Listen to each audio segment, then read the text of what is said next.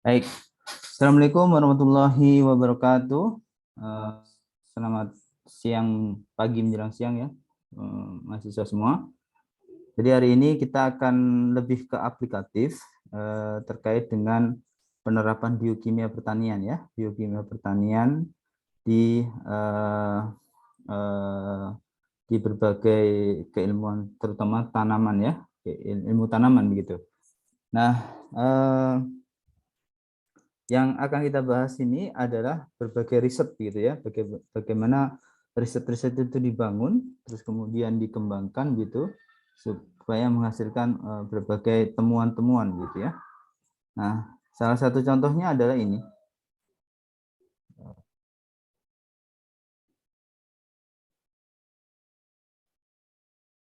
Salah satu contohnya adalah ini. Ini beberapa riset saya gitu bersama tim terkait dengan bagaimana memanfaatkan ini kompos organik ya, kompos organik yang dari hasil ekstraksi. Jadi biasanya kalau Anda ekstraksi itu mengekstrak tanaman untuk obat gitu ya, tanaman sebagai obat itu biasanya kita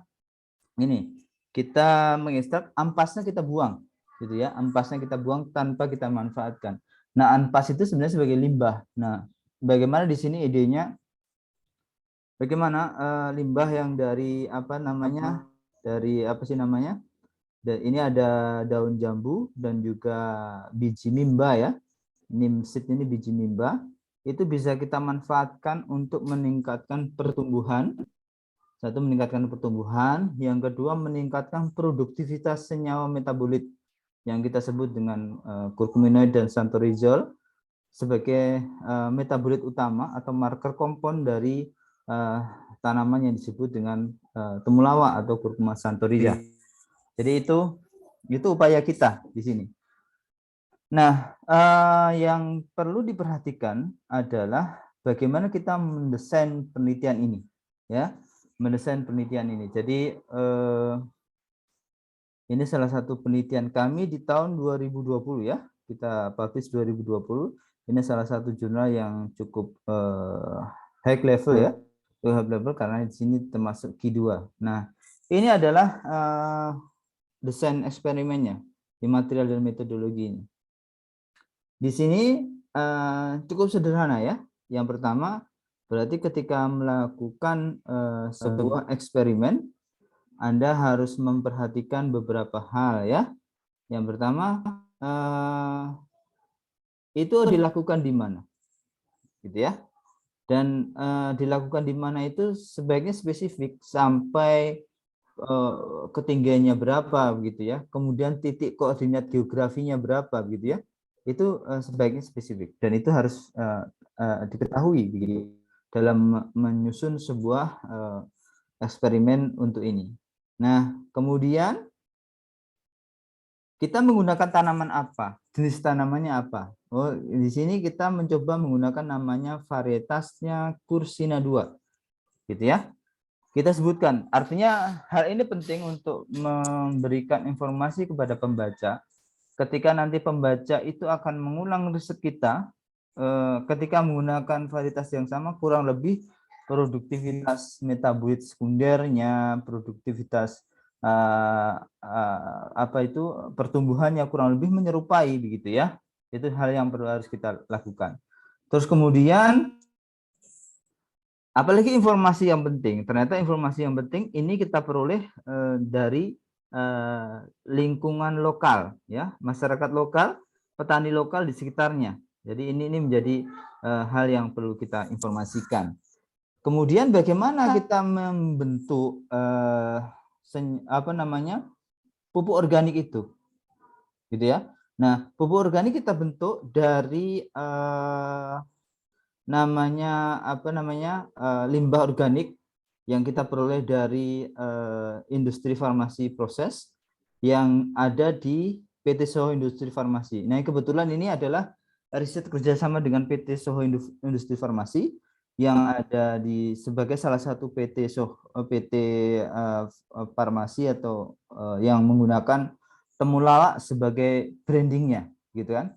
Kurkuma Plus misalnya itu adalah produk PT Soho Industri Farmasi ya. Di sini adalah temulawak sebagai brandingnya. Nah, kemudian selain itu kita juga menggunakan kompos pembanding ya. Kompos pembanding yang dalam hal ini adalah pupuk kandang. Kebetulan kita menggunakan pupuk kandang yang peroleh dari sapi. Kemudian kita coba bandingkannya berapa banding berapa di sini? Banding 1:1 berdasarkan rasio. Artinya 10 gram pupuk organik kita campur dengan pupuk kompos dari sapi gitu ya, sebelum proses composting itu. Kemudian kita juga menggunakan di sini untuk proses compostingnya menggunakan mikroorganisme selulotik 10 mili yang disebut dengan Trichoderma sp dan Bacillus spp dan 1 liter air ya. Itu mungkin agak berbeda ya dibandingkan dengan Anda membuat kompos yang dari yogurt di praktikum gitu. Nah, proses composting di berapa lama? Di sini proses compostingnya dilakukan selama 60 hari. Kemudian desain eksperimennya, nah ini harus diperhatikan. Desain eksperimen yang kita setelah itu kita masuk ke desain eksperimen. Desain eksperimennya adalah one factor. Jadi satu faktor randomized block design. Jadi di sini satu faktor, faktornya adalah pemupukan itu berarti ya gitu ya. Nah, eksperimen seperti apa? Di sini eksperimennya di sini berbagai komposisi kompos dikontrol. Berarti kalau di sini kontrol tanpa pemupukan ya. Kontrol tanpa pemupukan. Kemudian kita menggunakan manur ya. Berarti pupuk kandangnya kita gunakan 2 dosis yaitu 2 gram 4 kg per tanaman.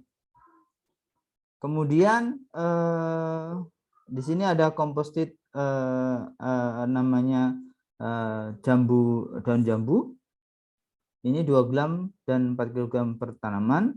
Terus kemudian neem seed berarti ada 2 gram dan 4 kg per tanaman. Yang kelima ada gabungan dari kedua kompos ini.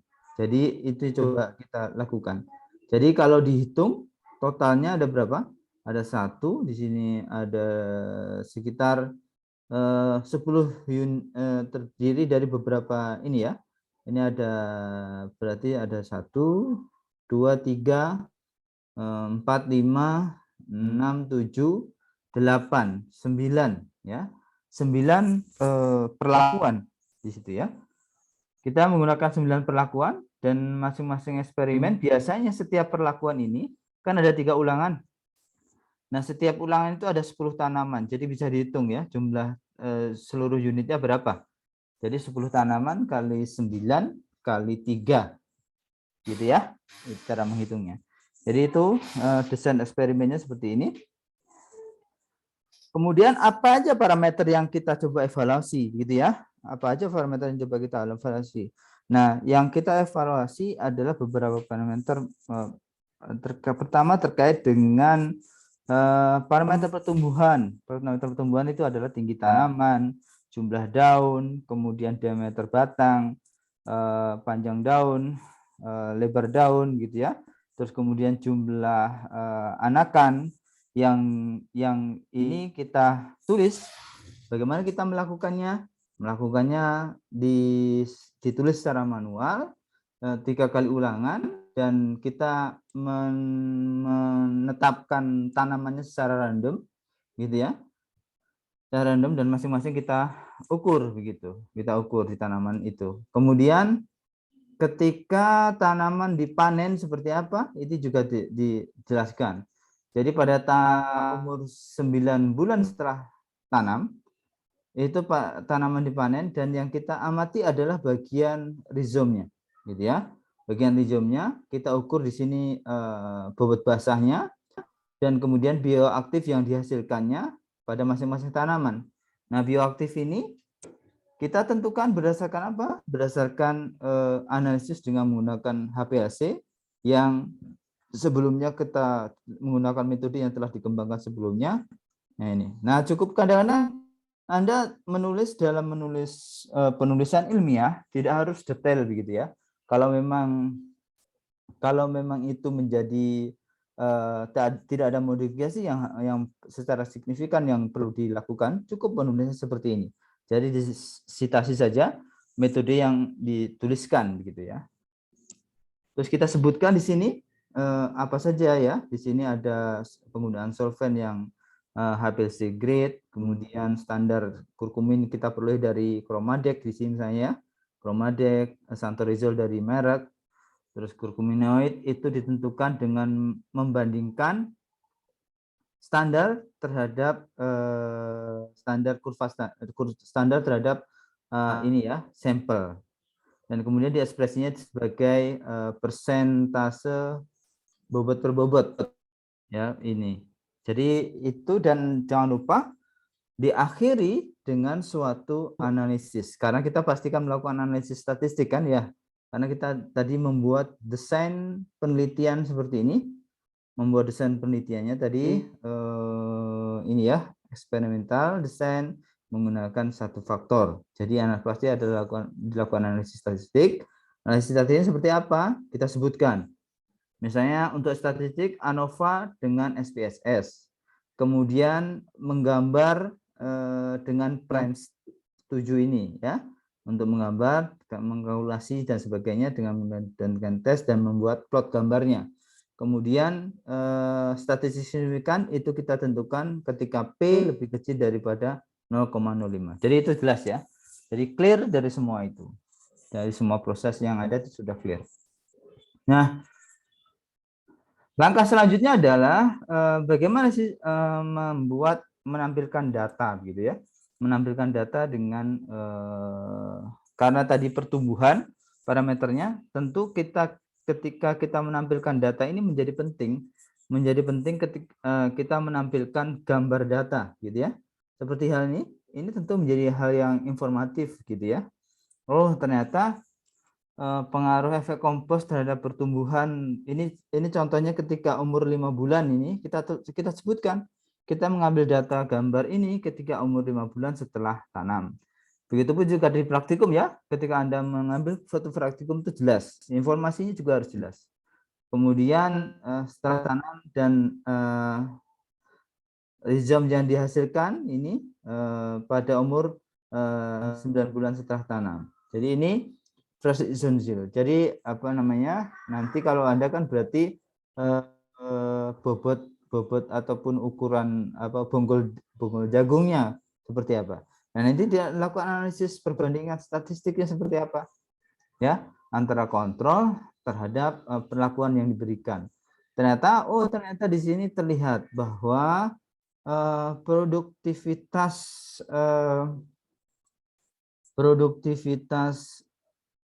dengan menggunakan NIMSID dosis 4 kg per tanaman gitu ya, itu ternyata sangat tinggi dibandingkan dengan kontrol meskipun tidak signifikan secara statistik gitu ya. Ini bahasanya seperti itu, meskipun tidak signifikan secara statistik. Sementara kalau Anda menggunakan NIMSID yang 2 kg ataupun gabungan antara GL dan NS pada 2 kg ini ternyata lebih rendah dibandingkan kontrol. Lebih rendah dibandingkan kontrol meskipun secara statistik signifikan. Jadi itu tidak artinya di sini yang menarik adalah justru NIMSID-nya ya. Kalau kita menggunakan gabungan, harusnya menggunakan gabungan yang GL dan NS pada dosis 4 kg per tanaman. Jadi bahasanya begitu ya, dalam menulisnya begitu. Baik, kemudian kita masuk ke bagaimana efek terhadap beberapa parameter yang kita gunakan. Nah, ini adalah beberapa parameter. Kita bisa melakukan opsi ini. Jadi Anda nanti ketika menulis praktikum bisa menggunakan opsi ini untuk membuat analisis datanya. Gitu ya. Di sini akan terlihat sangat jelas. Di sini ada bagaimana efek perlakuan terhadap yang pertama misalnya tinggi tanaman, kemudian yang kedua itu jumlah daun, yang ketiga itu diameter batang, yang keempat itu panjang daun, yang kelima itu lebar daun, yang keenam itu jumlah anakan, gitu ya, jumlah anakan. Jadi nanti terlihat. Nah, dari semua perlakuan ini terlihat tidak signifikan terhadap apa? Yang pertama terhadap lebar daun dan juga yang kedua number jumlah daun.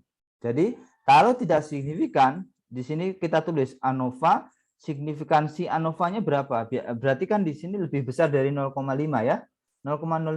Berarti kita sebutkan di sini. Di sini signifikansinya 0,896. Berarti artinya tidak perlu diuji lanjut, uji Duncan dan seterusnya itu tidak perlu. Karena secara ANOVA dia sudah menunjukkan bahwa perlakuan itu tidak berbeda nyata. Gitu ya. Lakukan tidak benar. Jadi yang perlu diuji lanjut yang mana saja, yang ANOVA-nya signifikan. ANOVA-nya lebih kecil daripada P-nya itu lebih kecil daripada 0,05. Di sini yang P lebih kecil daripada 0,05 terlihat perbedaan nyata. Jadi nanti ini terlihat ya, apakah perlakuan yang diberikan itu berbeda atau tidak gitu. Baik.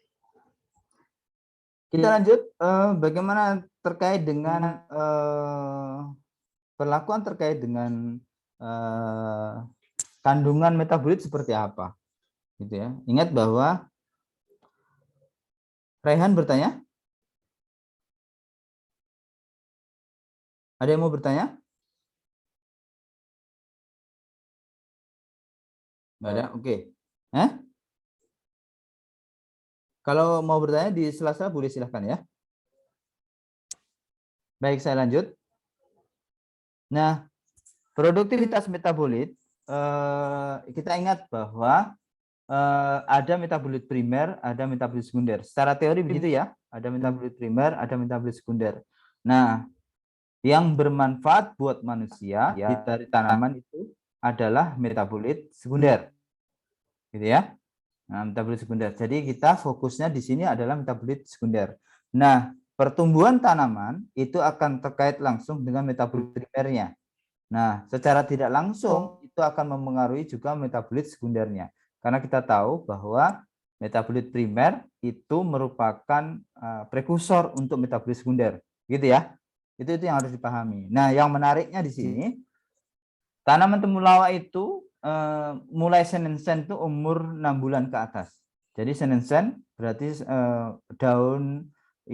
daun batangnya layu menguning dan nanti sampai habis. Jadi umur 9 bulan, 8 bulan itu sudah gak ada daun dan batangnya. Dan semua metabolit itu baik primer atau sekunder akan tersimpan di yang namanya rimpang.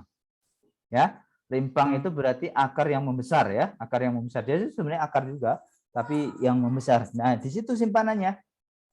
Yang menariknya di situ. Simpanan dari metabolit sekunder dari tanaman temulawak itu ada di rimpang. Nah, analisisnya karena biasanya petani-petani itu mengambil tanaman ini di umur 9 bulan, 8, 9 bulan, 10 bulan, kita coba mengikuti metodologi yang sudah ada di petani ya. Kita mencoba metodologi yang sudah ada di petani sehingga analisis kita lakukan di umur 9 bulan setelah tanam. Nah, dari analisisnya apa yang didapat ya? Dari analisis yang kita lakukan didapat ternyata di sini secara perlakuan ternyata tidak bisa menginduksi produktivitas bioaktif curcuminate ataupun Chartres yang signifikan dibandingkan kontrol gitu ya. Justru cenderung sama gitu ya, cenderung sama. Justru yang tinggi dilakukan dengan menggunakan pupuk kandang sapi ya, manur ya, pupuk kandang sapi di M2 ini ngedosis 2 kg per kilogram berat badan per tanaman. Nah, ini ternyata justru di curcuminate tidak berbeda nyata, Chartres tidak berbeda nyata. Nah, disinilah strategi Anda, ini kontennya ya. Strategi Anda bagaimana Anda menulis karena secara perlakuan sebenarnya tidak ada sesuatu yang menarik di sini. Ya. secara perlakuan sebenarnya tidak ada sesuatu yang menarik di sini. Tapi bagaimana strateginya kita menulis supaya ini bisa diterima oleh editor.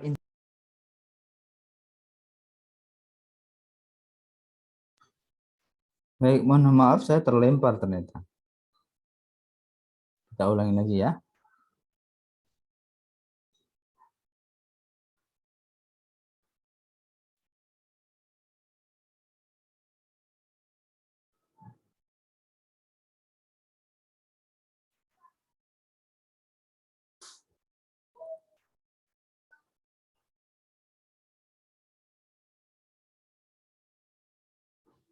Bentar.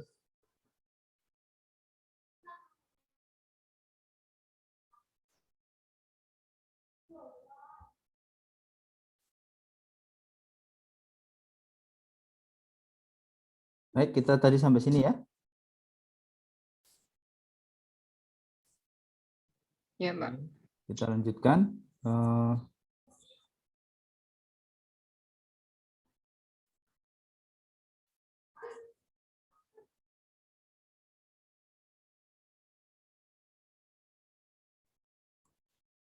Baik, kita lanjutkan. Tadi kita sampai sini. Jadi ini Anda perlu strategi bagaimana Anda menulis ini sehingga menjadi sesuatu yang menarik. Jadi ini penting ya, penting dalam menulis dan teknik ini perlu dipelajari dengan baik. Jadi Anda ketika kuliah Anda dapat di TPI itu dimanfaatkan dengan baik. Bagaimana Anda belajar terkait teknik penulisan sehingga penulisan itu menjadi sesuatu yang menarik. Jadi ini walaupun secara ini tidak signifikan, kita coba dekati dengan berbagai cara. Yang pertama tentu mana yang lebih tinggi gitu ya. Coba kita berikan suatu kesimpulan di sini. Ternyata dari sini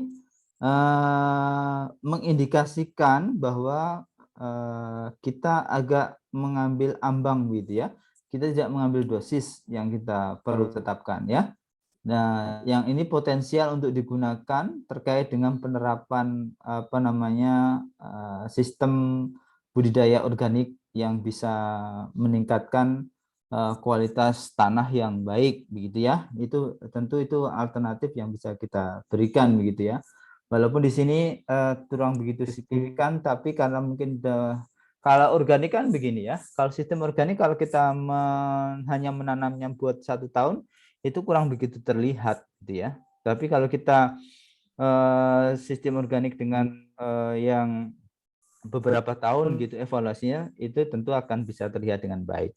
Jadi itu menjadi alternatif hal yang perlu kita tekankan di sini. Baik, sampai sini ada pertanyaan?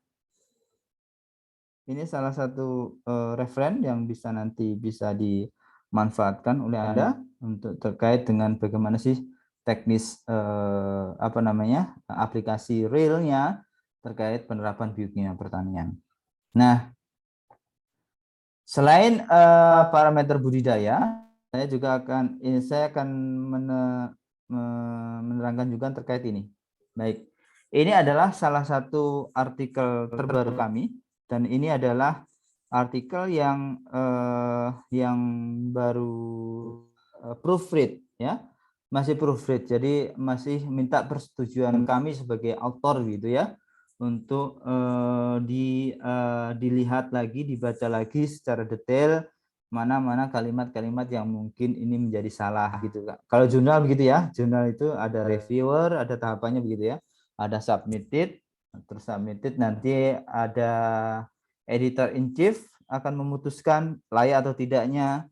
Setelah itu kalau dianggap layak oleh editor in chief akan diteruskan ke reviewer. Di reviewer nanti kalau dianggap layak dari reviewer nanti akan memberikan apa namanya rekomendasi-rekomendasi perbaikan gitu jika atau diterima secara langsung. Tapi biasanya banyak reviewer yang memberikan rekomendasi perbaikan. Dari rekomendasi-rekomendasi perbaikan ini kemudian kita perbaiki dari author. Kemudian setelah diperbaiki dari author nanti kita coba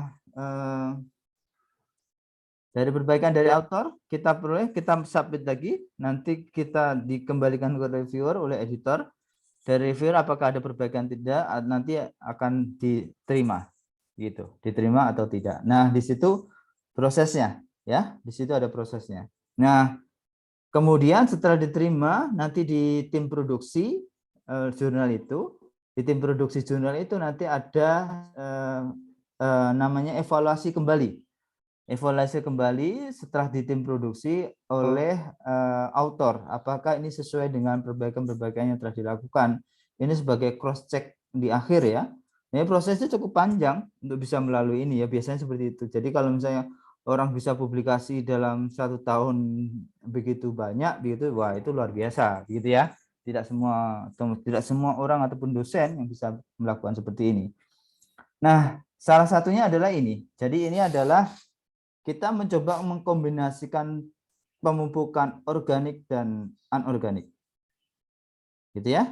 Ini seperti mirip dengan praktikum Anda. Jadi praktikum Anda melakukan seperti ini terhadap meningkatkan pertumbuhan, karakter fotosintetik kita sama ya, kemudian produktivitas dari ganda rusa, tanaman ganda rusa. Jadi itu yang coba kita lakukan. Ini salah satu penulisnya adalah kakak kelas Anda, yaitu Nadia. Nadia ini mahasiswa fast track ya, fast track angkatan berapa ya? Angkatan 53 mungkin ya, atau 54 gitu ya, terkait Nadia ini. Jadi ini baik, kita langsung ke desain penelitian saja, karena kita itu yang akan kita lakukan. Nah, di desain penelitiannya itu terkait dengan risetnya ya. Kita tadi sudah sebutkan bagaimana lokasi dan perlakuan itu menjadi hal yang penting untuk diberikan informasinya. Nah, di sini perlakuannya di IPB, di Bio Farmaka ya, di kampus Darmaga. Kemudian lokasinya di titik geografinya ini, dan ini ganda rusanya bagaimana menanamnya? Menanamnya ganda rusa ini dengan menggunakan batang ya, batang, kemudian dibibitkan gitu ya, batang dibibitkan, kemudian ditanam di polybag dengan ukuran ini 15 kali 15 cm. Kemudian menggunakan medianya apa aja? Di sini jelasin medianya menggunakan 50% dari tanah dan pupuk. Jadi pupuk dan rasionya 1:1:1, gitu ya. Terus kemudian ditambah dengan ini kan berarti ketika proses pembibitan yang ini ya. Kemudian ketika proses penanaman berarti dipindahkan dari pembibitan ke tanaman, gitu ya. Dipindahkan dari pembibitan ke tanaman. Kemudian ketika tanaman kita menggunakan polybag yang ukurannya lebih besar, yakni 20 kali 30 cm. Yang ini diisi tanah 5 kg gitu ya. Kemudian eksperimen terdiri dari 6 perlakuan, di sini sebutin. Misalnya kontrol NPK 1,1 gram per tanaman. Di sini N-nya berapa, P-nya berapa, itu jelasin di sini dan seterusnya ya. Perlakuan-perlakuan. Nanti bisa dibaca di jurnalnya terkait ini. Nah, rekomendasinya bagaimana? Rekomendasinya untuk ditanam di ganda rusa sekitar 20 ton per hektar, terus NPK-nya yang digunakan sekitar 200, 100, 150 kg per hektar. Sehingga secara keseluruhan pemupukan yang digunakan sekitar 10% dan 50% dari 20 ton per hektar, dan untuk NPK sekitar 10 dan 50% dari 200, 100 dan 150 kg per hektar. Jadi ini perlakuannya. Terus eksperimennya menggunakan desain apa? Eksperimennya menggunakan desain yang disebut dengan randomized complete block design dengan 3 kali ulangan, gitu ya. Itu yang perlu dilakukan. Terus kemudian, nah tanaman ganda rusa ini cukup cepat ya, tidak seperti temulawak yang baru sampai 9 bulan, 10 bulan.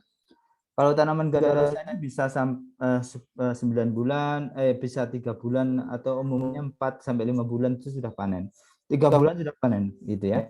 karena yang dipanen adalah daunnya, ya. Yang dipanen adalah daunnya. Jadi daun ganda rusa itu biasanya digunakan sebagai obat, gitu ya. Nah, di sini kita sebagai orang biokimiawan, khususnya yang bergerak di bidang pertanian, khususnya kalau saya adalah terkait tanaman obat ya tentunya, bagaimana menyiapkan bahan baku tanaman obat ini yang berkualitas gitu ya, yang berkualitas dalam arti berarti produktivitas daunnya banyak untuk ganda rusanya dan juga berkualitas secara berkhasiat secara kandungan metabolit yang memberikan khasiat secara farmakologi. Jadi tujuannya harusnya seperti itu. Jadi arah pengembangan pertanian yang bisa kita terapkan harusnya seperti itu. Terus kemudian dari sini parameter-parameternya apa aja? Berarti parameter pertumbuhan ya, seperti yang tadi ya, tentunya ada tinggi tanaman dan seterusnya. Terus kemudian parameter klorofil daun. Nah, ini klorofil daun ini sama persis dengan praktikum Anda ya. Klorofil berarti kan intinya begini, kalau klorofil kan ingin menyiapkan fotoasimilat ya, fotoasimilat yang tinggi begitu atau metabolit primer. Hasil akhirnya kan seperti itu. Nah, asumsinya dengan aktivitas klorofil tinggi itu juga menginduksi produktivitas metabolit sekunder yang tinggi. Begitu ya, metabolit sekunder yang tinggi. Nah, kebetulan ini memang mahasiswa ini mengerjakan bagian yang klorofil, kaitannya klorofilnya gitu ya. Kalau itu klorofilnya dan metabolit primernya gitu ya. Nah, klorofil ini diukur yang bagian klorofil A, klorofil B dan juga total klorofil gitu ya, total klorofil. Nah, rumusnya seperti ini, seperti halnya di praktikum Anda ya. Seperti halnya di praktikum Anda. Nah, yang menarik di sini klorofil itu kita menggunakan pelarut DMSO. Jadi ini salah satu metode baru sebenarnya. Dengan menggunakan DMSO ini biasanya tidak menggunakan ini ekstraksinya. Nah, dengan DMSO ini terus kemudian absorbannya diukur pada panjang gelombang 645 dan 663 nanometer. Nanti klorofilnya dihitung berdasarkan persamaan-persamaan yang ada di sini ya. Itu perhitungan klorofilnya. Nah, selanjutnya adalah photosynthetic analysis. Nah, photosynthetic analysis ini cukup mudah. Jadi di IPB ini ada namanya alat portable photosynthetic system yang menggunakan Likor ya namanya, mereknya Likor. Ini salah satu portable photosynthetic system dan nanti kita dengan menggunakan portable itu jadi bisa dibawa oleh teknisinya begitu ya, teknisinya bisa membawa. Nanti kita bisa mengukur namanya laju fotosintetik, kemudian konduktivitas stomata, konsentrasi CO2 intraseluler, kemudian laju transpirasi, itu semuanya bisa terukur. Jadi sekali apa namanya ditempelkan di daunnya itu nanti terukur berapa nilai-nilai ini gitu ya. Nilai-nilai ini nanti akan terukur, jadi itu memudahkan kita untuk menganalisis. Jadi nanti di compare dengan klorofil analisis, fotosintetik analisis supaya informasinya lebih informatif gitu. Nah, selain itu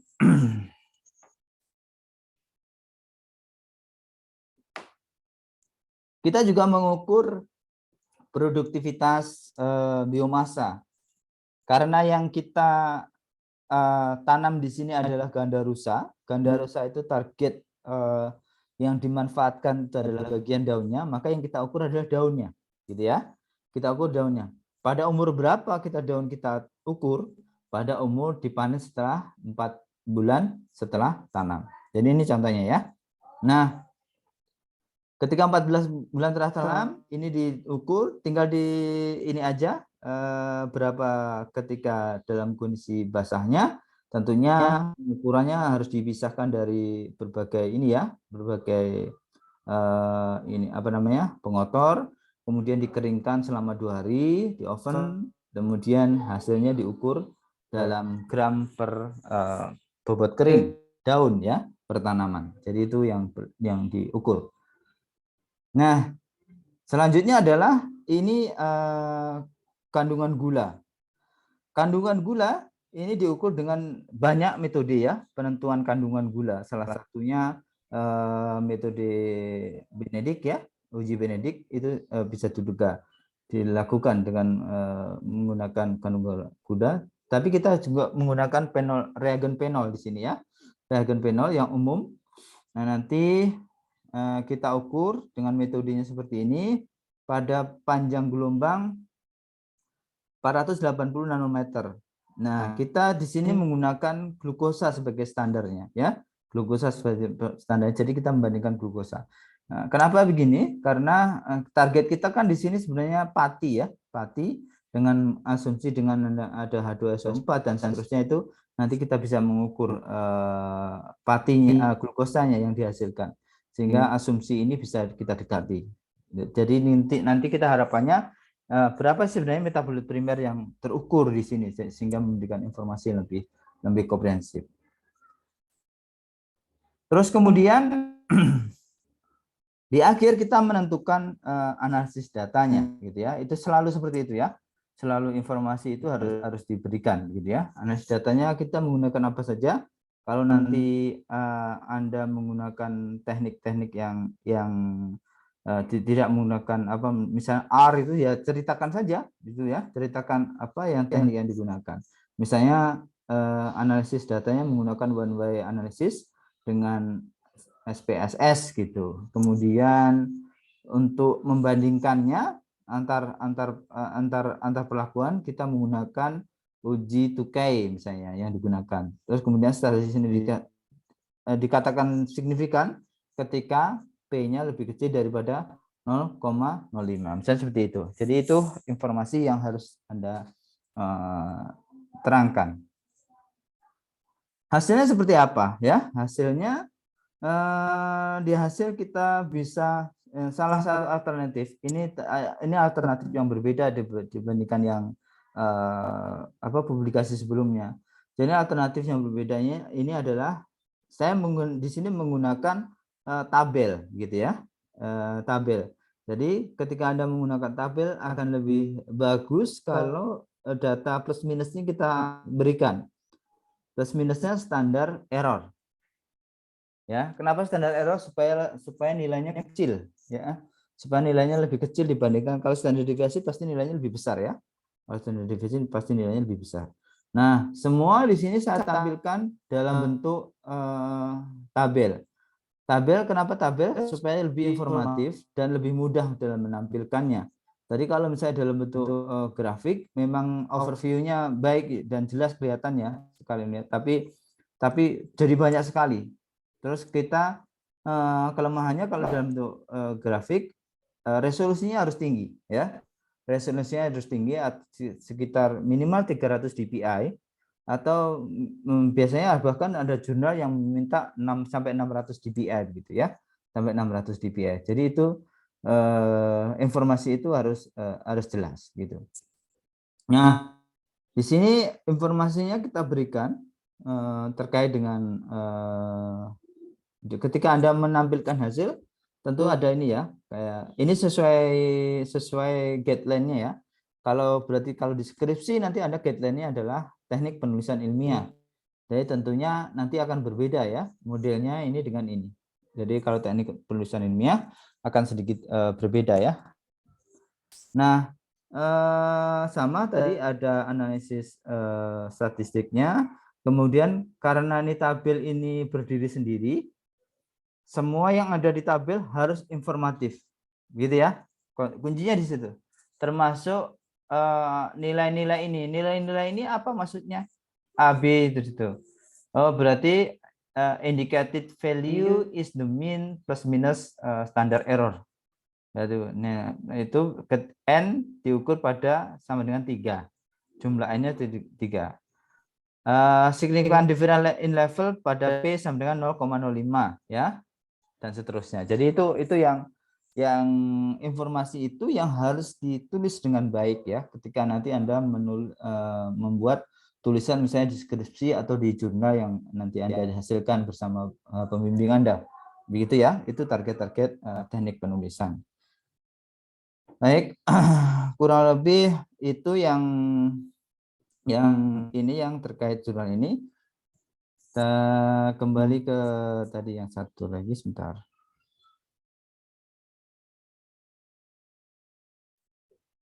Baik, ini adalah jurnal yang tadi. Nah, selain itu, selain kita mengembangkan apa namanya faktor-faktor hal penting dalam pertanian, itu adalah genotipe ataupun ya genotipe ataupun apa kualitas bahan genetik dari tanaman itu sendiri. Itu sangat perlu diperhatikan, ya. Nah, itu menjadi salah satu riset tersendiri, ya. Selain kita mengembangkan bagaimana lingkungan tumbuh yang paling optimum, kita juga harus memperhatikan secara genetik tanaman-tanaman yang kita budidaya ini seperti apa. Jadi informasinya akan lebih ini. Sehingga di dalam penelitian itu saya juga melakukan berbagai upaya gitu ya untuk mencari sumber bahan baku yang berkualitas dari berbagai lingkungan tumbuh gitu. Salah satunya adalah dari temulawak ini ya, dari penelitian kami dari temulawak ini tanaman yang kita peroleh dari berbagai lokasi begitu ya, yang kita sebut karena dari plat nusfahnya dengan sebutan dengan istilah aksesi gitu ya, aksesi tanaman. Nah, tentunya evaluasi ini untuk bisa memberikan informasi secara fenotipenya seperti apa, sehingga fenotipe itu akan mencerminkan genetiknya begitu ya, akan mencerminkan genetiknya. Jadi ini salah satu hasil kami di tahun 2017 ya, 2018 ya, terkait dengan penelitian ini. Jadi hasilnya seperti apa? Secara metodologi dulu ya, secara metodologi. Nah, metodologinya yang pertama kita melakukan eksplorasi. Ya. Eksplorasinya kita lakukan di tahun 2013 ini ya. Eksplorasi mengkoleksi tanaman itu dari tahun 2013 itu kita lakukan. Terus kemudian di sini kita juga bandingkan dengan varietas yang namanya Cursina 3. Ya. Berarti kenapa harus dibandingkan dengan varietas? Karena varietas yang sudah dianggap berkualitas, makanya itu sebagai pembanding. Karena kita anggap sudah berkualitas, maka itu kita anggap sebagai pembanding. Kemudian dari sini kita identifikasi, karena ini risetnya terkait eksplorasi, perlu ada identifikasi dan poster spesimen. Itu perlu dilakukan ya. Nah, ini adalah eksplorasi yang dihasilkan. Jadi ini titik-titik yang kita lakukan eksplorasinya, ya, titik-titik eksplorasi yang kita lakukan. Di sini ada 3 tempat, ada 3 tempat, ada 1, 2, 3, 4, 5 termasuk yang dari Cursina 3. Jadi itu termasuk kontrolnya, ini varietasnya ya, varietas kontrol. Jadi itu kita informasinya kita beritahu. Nah, kemudian semua yang kita peroleh itu kita evaluasi performanya. Jadi kita akan mengambil bibit dari berbagai lokasi itu. Kemudian bibit itu kita tanam lagi. Kita tanam dengan kondisi lingkungan yang sama. Kondisi lingkungan yang sama, metodologi budidaya yang sama, supaya bisa lebih informatif bagaimana produktivitasnya. Secara performa, secara genetik seperti apa masing-masing tanaman itu. Sehingga tanaman itu kita tanam di satu lingkungan tadi ya, di Soho tadi. Ini lingkungan yang sama yang tadi publikasi di tahun 2020 tadi. Dan nanti akan menghasilkan berbagai parameter. Nah, ini yang dilakukan. Jadi dengan asumsi karena lingkungannya sama, metodologi budidaya yang sama, sehingga perbedaan yang muncul itu diharapkan memang mencerminkan secara genetik masing-masing tanaman itu sendiri. Jadi begitu, harapannya seperti itu. Nah, parameter lain apa yang diukur? Ya, xanthorrhizol, ekstraksi xanthorrhizol. Nah, ekstraksi xanthorrhizol ini sudah sangat spesifik. Sudah sangat spesifik ya yang kita lakukan karena dia di sini mudah menggunakan fraksi etil astat. Ya, fraksi etil astat. Kita menggunakan fraksinasi di sini. Dari metanol ekstrak kemudian dievaluasi, dari evaporasi kemudian difraksinasi ya, difraksinasi menghasilkan etil asetat. Jadi setelah dapat ekstrak, difraksinasi kembali dengan menggunakan etil asetat. Jadi etil asetat yang di situ yang digunakan untuk berbagai analisis khasiat dan juga kualitas. Kualitas kita tentukan dengan menggunakan analisis dengan HPLC, dengan menentukan kandungan santorizolnya. Kemudian khasiat kita tentukan menggunakan beberapa parameter analisis. Satu adalah inhibisi pada alfa glukosidase. Ini salah satu mekanisme untuk mendekati potensinya sebagai antidiabetes, gitu ya. Karena apa? Salah satu obat yang berkhasiat sebagai antidiabetes itu adalah akarbos. Akarbos itu mekanismenya adalah mengatur glukosa dalam darah. Salah satunya ada inhibitor alfa glukosidase. Jadi itu mekanisme yang bisa diterapkan. Jadi ini menjadi alternatif mekanisme untuk bisa dikembangkan sebagai inhibitor alfa glukosidase dari ekstrak fraksi etil asetat temulawak ini. Kemudian analisis sitotoksisitas. Nah, analisis sitotoksisitas di sini yang pertama evaluasinya dengan brain strip lethality test, yaitu untuk bisa menjelaskan potensi toksisitasnya seberapa besar. Gitu ya. Ini banyak yang salah ya di sini ya. Toksisitas di sini bukan berarti toksik dalam hal keamanan buat manusia ya. Tapi toksik untuk sel yang potensinya sebagai anti kanker. Jadi jangan sampai Anda menggunakan anti BSLT untuk uji pendahuluan, untuk uji toksisitas akut dan subakut kronis di mencit dan tikus. Salah kalau seperti itu ya.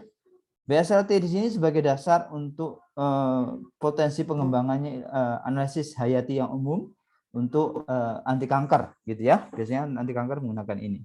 Jadi sitotoksik di sini semakin sitotoksik di sini artinya semakin bagus, bukan semakin dihindari gitu ya.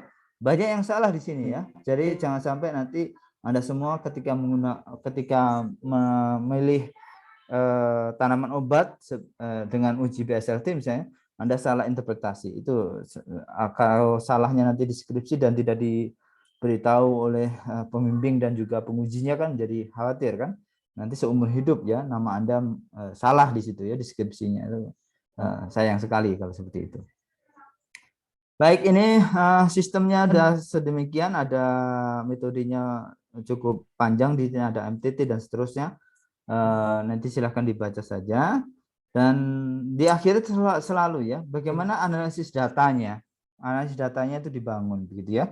Jadi itu penting, analisis data. Nah, analisis data karena ini aksesi, begitu ya, karena ini aksesi, maka analisis data dapat didekati oleh beberapa parameter, gitu ya, beberapa parameter.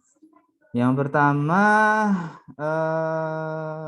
ANOVA-nya, ya ANOVA-nya kita menggunakan statistik yang disebut dengan ini Statistic Tool for Agriculture Research Software versi 2.0.1. Kemudian perbedaan signifikannya dengan LSD. Kemudian ini hubungan antar aksesi ya. Ini akan kita tentukan dengan menggunakan cluster analisis dengan menggunakan software yang disebut Minitab. Kemudian kita tentukan jarak ekludiannya dan seterusnya untuk menentukan kemiripan antar aksesi satu dengan aksesi lainnya. Jadi itu yang perlu analisis lebih lanjutnya. Jadi analisis lebih lanjutnya bisa dikatakan ini analisis yang disebut dengan analisis yang disebut dengan analisis istilahnya ya. Kalau di software itu analisis bisa PCA gitu ya, analisis ragam dan seterusnya. Baik, ini kita lihat datanya. Nah, datanya bisa seperti ini ya. Datanya kita tampilkan bisa dalam bentuk gambar seperti ini yang bisa menunjukkan bahwa ternyata dari produktivitas ekstraknya fraksi etil asetat itu tinggi di Ngawi, Sukabumi, dan Kursinati, varietas Kursina 3 gitu ya. Jadi ini cukup baik berarti dua ini. Kemudian kalau Santorizolanya seperti apa? Santorizolanya ternyata justru lebih tinggi di Wonogiri. Wonogiri lebih tinggi dan ini signifikan dibandingkan sampel yang lain termasuk Kursina 3. Kursina 3 justru di sini rendah ya, rendah nilainya. Penghambatan alfa glukosase seperti apa? Penghambatan alfa glukosase ternyata di sini IC50-nya sama. Di sini Wonogiri dan juga ini IC50-nya terbaik kedua setelah Karanganyar, gitu ya. Setelah Karanganyar. Perhatikan di sini di gambar ya. Perhatikan di gambar. Warna gambar tentunya harus sama. Kalau misalnya Wonogiri warna gambarnya hitam, di sini juga harus hitam. Gitu ya. Jadi ini salah satu teknik ini, teknik menulis gitu ya. Warna hitam, terus kemudian kalau Karanganyar dia pakainya warnanya seperti ini, di atas juga warnanya sama seperti ini. Jadi jangan sampai Anda salah melakukan itu ya. Terus ini kaitannya dengan AC50 juga sama. Walaupun AC50 di sini ternyata tidak berbeda nyata ya, baik itu di nilai PSLT di sel Vero ataupun di sel MCF7. Sel Vero ini adalah salah satu sel yang apa namanya, salah satu sel normal ya, normal, makanya jadi pembanding. Jadi asumsinya begini, jadi kalau kita ingin mengembangkan obat anti kanker, kalau kita ingin mengembangkan obat anti kanker, maka obat anti kanker yang kita kembangkan itu harus toksik di kankernya, tetapi juga tidak toksik ataupun minimal di sel normalnya, gitu ya, di sel normalnya. Jadi itu harusnya yang kita dekati. Baik, di sini kalau dari hasil di MCF7 sangat tinggi ya, MCF7 sangat di Wonogiri ya, Wonogiri dan Ngawi ya, sangat potensial.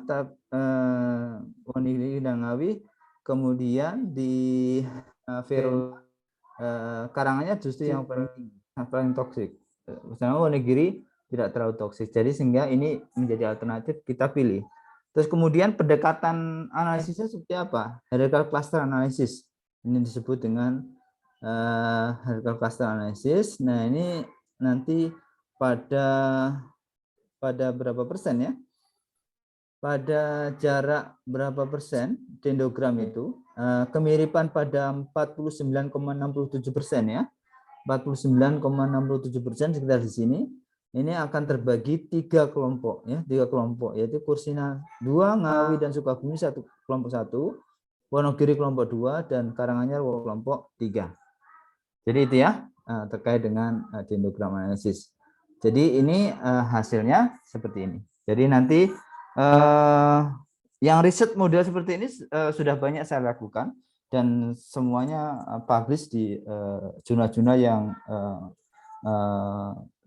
potensi sangat tinggi ya. Ini seperti ini jurnal Q2. Q2 itu salah satu jurnal yang bagus begitu ya. Kemudian ini salah satu jurnal yang di Scientific Report di Nature ya, di Nature ini juga sama. Pendekatan modelnya juga sama yang kita lakukan dengan menggunakan teknik chemometric analysis. Berbagai parameter kita lakukan, kita uji di situ parameter-parameternya, termasuk parameter analisisnya. Tapi pendekatan yang kita dekati sama, tapi hanya saja di sini menggunakan parameter yang cukup banyak sekali, ya, antioksidan, anti kanker, inhibitor alfa glukosida untuk khasiatnya, untuk apa namanya, metabolitnya ada produktivitas ekstra, kemudian ada total fenolik, total flavonoid, sinensetin, kemudian asam apa namanya, rosmarinic acid, asam rosmarinat ya dari 15 genotipe. Ini kumis kucing, ini ya kumis kucing ya, kumis kucing. Jadi kualitas datanya sangat mumpuni dan pendekatan chemometriknya tidak hanya menggunakan cluster analisis tadi, analisisnya dengan menggunakan korelasi, matrik korelasi gitu ya. Satu, matrik korelasi, kemudian kedua dengan menggunakan PCA, ya, Principal Component Analysis atau analisis komponen utama di sini ya. Terus kemudian dua pendekatan yang coba kita lakukan, gitu ya. Ini satu jurnal di Nature. Kemudian satu jurnal lagi ada di Annals Agricultural Sciences. Ini Annals Agricultural Sciences ini jurnal terbaru kami, begitu ya, di Juni 2021.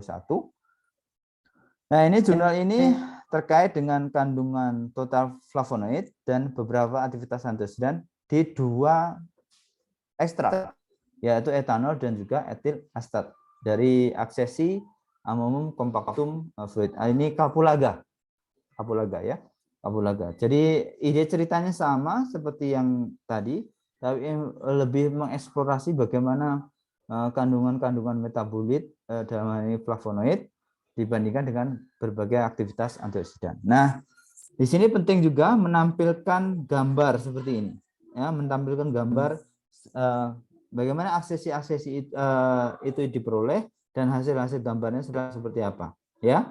Nah, kemudian analisisnya seperti apa? Nah, kalau antioksidan karena ini in vitro, tidak cukup analisisnya dengan satu metode. Yang diperlukan beberapa metode, salah satunya adalah metode yang ada di sini adalah Kuprak dan DPPH. Kuprak itu Kuprak mewakili metode yang disebut dengan reducing antioxidant power. Terus kemudian kalau DPPH radical scavenging activity. Jadi mekanisme radikal dan mekanisme reduksi antioksidan itu menjadi perwakilan untuk bisa mengevaluasi potensinya sebagai antioksidan. Karena ini jurnal yang bagus, maka paling tidak kalau Anda menggunakan DPPH yang umum saja, biasanya nanti akan di-reject oleh jurnal itu. Itu ya, ini terkait dengan berbagai penelitian yang ada yang bisa menjadi potensi minimal apa ya, semacam semangat ya buat Anda semua bagaimana untuk melakukan penelitian penerapan biokimia pertanian ini di berbagai riset gitu. Salah satunya adalah riset di fokus kami adalah riset di tanaman obat ini. Jadi riset tanaman obat ini menjadi salah satu riset yang cukup baik dan bisa dikembangkan di kemudian hari begitu. Baik, untuk perkuliahan saya cukupkan, nanti kita diskusi lebih lanjut. Sekian dari saya. Assalamualaikum warahmatullahi wabarakatuh. Ada pertanyaan sampai sini? Mau nanya, Pak. Ya, silakan. Berarti fitotoksin ini lebih ngarahnya ke kanker ya, bukan ke kita ya, fitotoksin itu, Pak?